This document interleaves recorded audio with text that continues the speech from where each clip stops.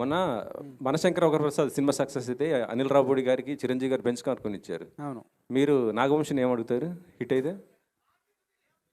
ఈ సినిమాలో హీరో నాగవంశ. ఆ? ఈ సినిమాలో హీరో ఎవరు? ఆ సినిమాలో హీరో ఎవరు? చిరంజీవి గారు. కారు ఎవరు ఇప్పియాలా? మరి క్వశ్చన్ ఏంది?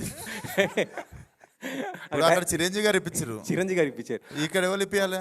అయితే ఇప్పుడు అంటే వంశాన్ని ఎందుకు ఇప్పిస్తాడు? వంశన్న ప్రొడ్యూసర్, అంటే హీరో ఇప్పించినప్పుడు ఇక్కడ హీరో ఇప్పియాలి కదా. మీరే మీ ఇప్పిస్తారు. దృష్టిలో నాగవంశ గారు కదా హీరో, నేను కాదు.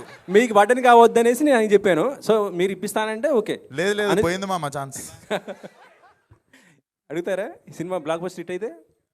లేదండి, నాకు పెద్దగా కార్ల పేర్లు కూడా తెలియదు. ఎయిర్ బ్యాగులు ఉంటే చాలు, అంతే అంతే.